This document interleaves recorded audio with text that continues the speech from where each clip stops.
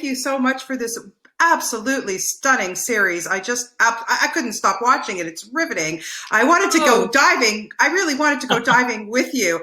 And all listen, I right. know that I know that you've been doing this for a long time, my friend. And I was wondering, what was it about the whales that you decided? You spent 3 years putting the series together. So what was it about whales that you thought this would make a fascinating four-part series?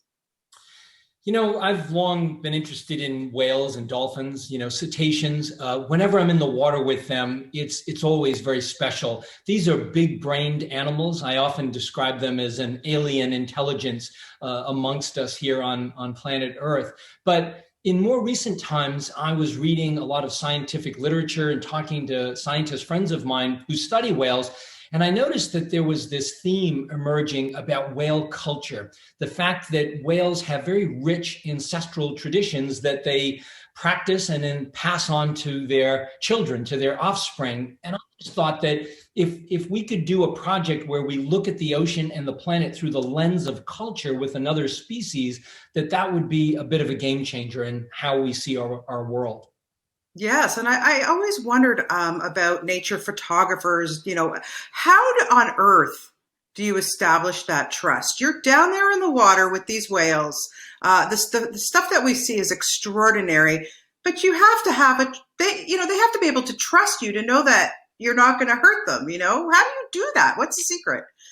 You raise an excellent point, Bonnie. Trust is so important. And, as an underwater photographer, I don't have the luxury that some of my terrestrial counterparts have. I can't sit in a camouflage blind with a 600 millimeter lens and wait for several weeks to get a picture of some elusive animal. I have to get in the water, and with whales, I'm just holding my breath. I'm not even using scuba. So they have to trust me. They have to allow me into their world. And I found that, it really comes down to spending a lot of time out there in the field and in the ocean, and just being very patient, not trying to swim fast after them. That would not be productive. Just allowing them to gain that trust. And throughout Secrets of the Whales, we had that. I mean, one example, I was able to get some of the very first images ever of a sperm whale calf nursing because this mother trusted me. She allowed me very close.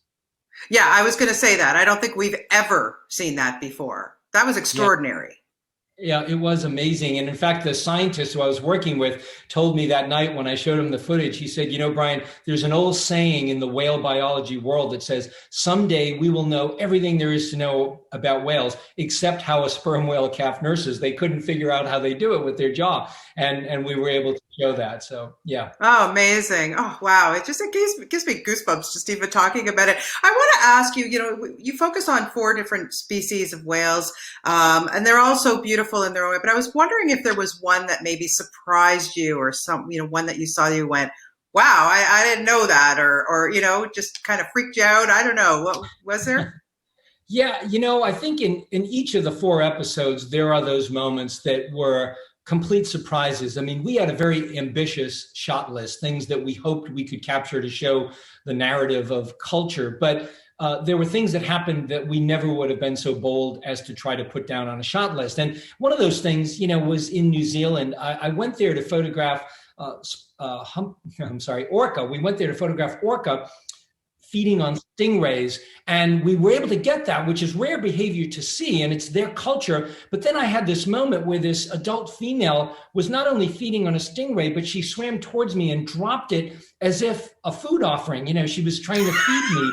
And I'm kneeling on the bottom, and she comes back and she's looking at me and looking at the stingray as if to say, well, come on, I prepared this meal. Why aren't you eating it? So, I mean, those are things that you process in the time after. And I just couldn't believe it. And I, quite frankly, felt a little guilty that I didn't partake in the dinner.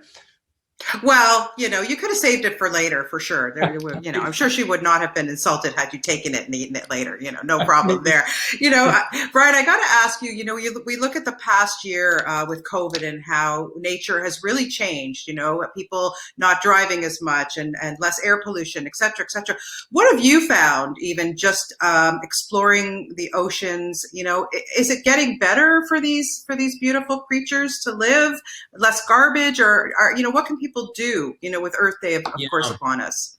It's such an important question, Bonnie, and I would say that no, things are not necessarily getting better. I mean, we've made some progress for sure, and I don't want to, you know, not give attention to that. But the reality is, in just the last 50 or 60 years, we have taken about 90% of the big fish out of the ocean due to overfishing. We have destroyed half the world's coral reefs. We are dumping 18 billion pounds of plastic into the ocean every year. And yet the ocean gives us every other breath that we take. It is the greatest carbon sink on Earth. It takes in more carbon and gives us back more than 50% of the oxygen we need to breathe.